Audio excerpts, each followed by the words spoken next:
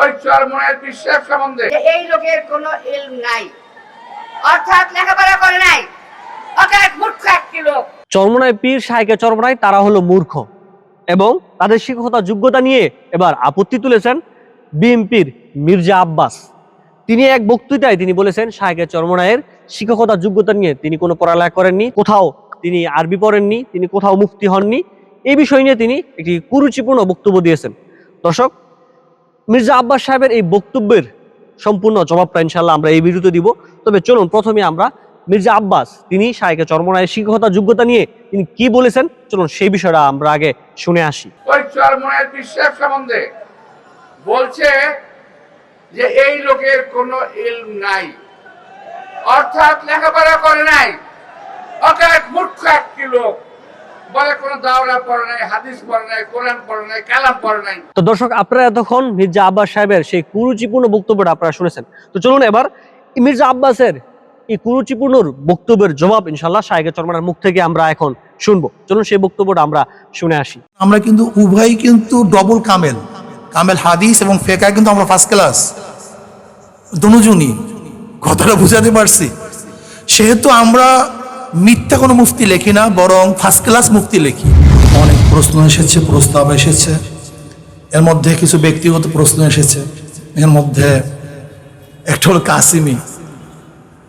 আসলে মূল ব্যাপারটা হলো আমরা কিন্তু আলিয়া কওমিয়া উভয়তে পড়াশোনা করেছি, যেহেতু আমাদের চরমনাইতে দুইটা মাদ্রাসা অবস্থিত। হাটহাজারীতেও পড়েছি আমরা যাত্রাবাড়িতে। দেওবন্দে যখন আমি গেলাম, আমার ভিসার জটিলতার কারণে গিয়ে দেখি দাখিলা পরীক্ষা শেষ। একবার ফিরে আসবো বলছিলাম, কিন্তু সাথীরা বলছে যে আপনি তো সার্টিফিকেট নেওয়ার জন্য আসেন না, পড়ার জন্য আসছেন। এর জন্য আমি 1 বছরে 1টা ঘন্টাও সাইদ আহমদ পালন করি, দামাত বরকাতুহুর 1টা ঘন্টাও আমি মিস করিনি। সেখানে সব সময় পড়াশোনার মধ্যে লিপ্ত থাকতাম। লেকিন সময়ের কারণে, জটিলতার কারণে দাখিলা পরীক্ষা দিতে পারিনি। এর জন্য আমি কোনোদিন কাসিমে লেখিও নাই। কেউ হয়তো বা কাসিমে বলে, যারা সাথী ছিল তারা, আমি উৎসাহিত করি নাই, নিষেধও করি নাই। ইফতা আসলে আমি আগেই বলছি, আমরা দুজনই কওমি আলিয়া পড়াশোনা করেছি। যেহেতু আমরা রাজনীতি করি, যেখানে সার্টিফিকেট নেই এমন পড়া দিয়ে কিন্তু আমাদের অনেক সময় অসুবিধা হয়।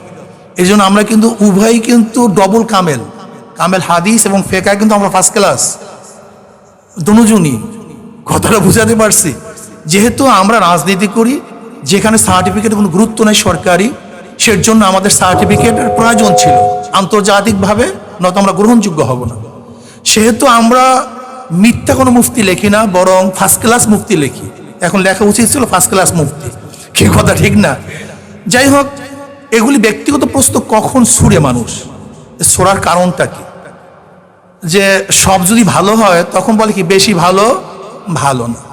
দর্শক, আপনারা তখন শাহেকে চরমনায়ের শিক্ষকতা যোগ্যতা নিয়ে উনি কোথায় লেখাপড়া করেছেন, কি লেখাপড়া করেছেন, ওনার কি টাইটেল আছে, ওনার কি যোগ্যতা আছে, সেই বিষয়টা পরিপূর্ণভাবে আপনাদের সামনে স্পষ্ট করে দিয়েছেন শাহেকে চরমনাই নিজে। তো পরিশেষে আমরা একটি প্রশ্ন রাখতে চাই মির্জা আব্বাস সাহেব আপনার প্রতি। আপনি শিক্ষিত হওয়ার পরও এবং আপনার নামে যে সীমাহীন দুর্নীতি বিগত শাসন আমলে, আপনাদের শাসন আমলে আপনার নামে যে সীমাহীন দুর্নীতি হয়েছে, এটা কি কোনো শিক্ষিত মানুষের কাজ হতে পারে?